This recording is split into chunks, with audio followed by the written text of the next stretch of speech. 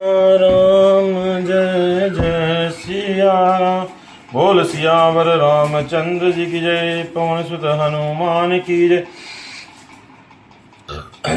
चल फराई मग चलई न घोरे, मन मृग मनहु आनि रथ जोरे। अडुकी परई फिर हेरई पीछे, राम बियोगी बिकल दुखि तीछे। जो कहु राम लखन बेदेहि, हिंक हिंकरि हित हेरहितेहि। बाज बिरह गति कहि कि बिजाति, बिनु मनि फनिक बिकल जहि भांति। भयउ निषाद निषाद बस, देखत सचिव सुरंग तुरंग।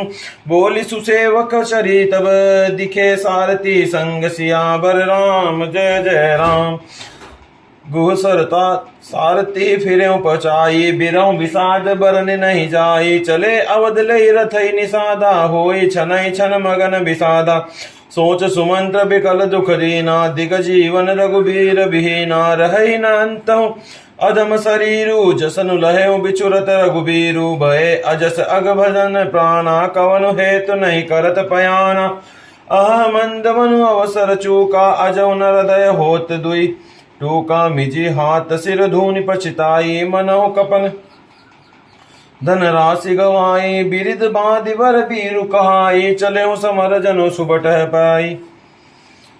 विप्र विवेक विदे वेद विद सम्मत साधु सुजाति। जिमिदों के मद पान कर, सचिव सोहि ते भांति। सियावर राम जय जय राम। जिमि कुलीन तिय साधु सयानो, पति देव करम मम मन बानी। रहे करम बस परिहरि नाहु, सचिव हृदय तिमि दारुन दाहु। लोचन सजल ठीठि भई थोरी, सुनय न श्रवण बिकल मति भोरी। सुकई अधर लागी मुह लाठी, जिय न जाय उर अवध कपाटी। बिबरन भयउ न जाय निहारी, महर्षि मनहु पिता महतारी। हानि गलानि विपुल मन व्यापी, जमपुर पंथ सोच जिमि पापी।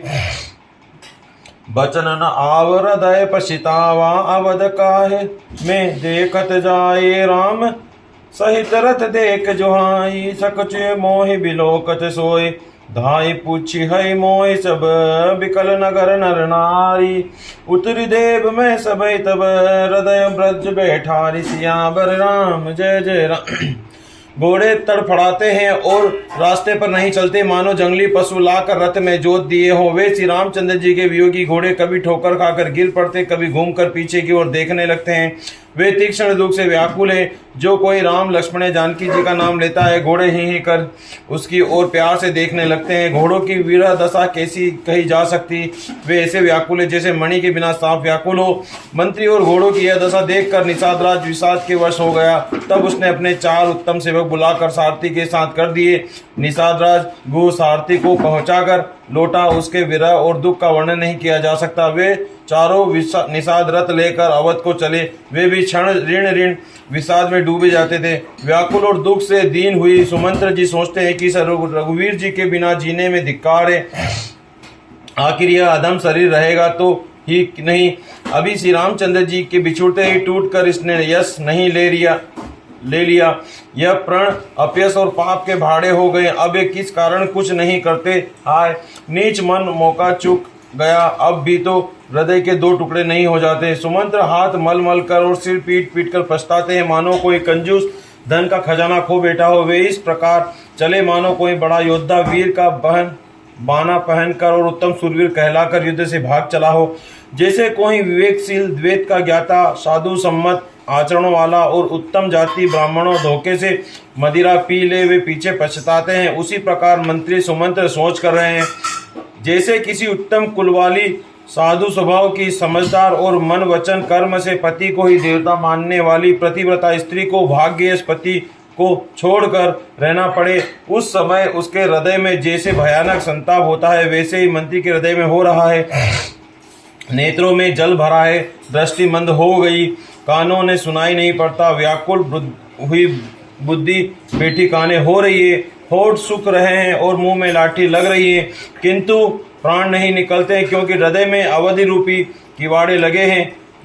सुमंत्र जी के मुख का रंग बदल गया है, जो देखा नहीं जाता। ऐसा मालूम होता है मानो इन्होंने माता पिता को मार डाला हो। उनमें मन में राम वियोग रूपी हानि की महान ग्लानि छा रही है। जैसे कोई पापी मनुष्य नरक को जाता हुआ रास्ते में सोच कर रहा हो, मुंह से वचन नहीं निकलते, हृदय में पछताते हैं कि मैं अयोध्या में जाकर क्या देखूंगा।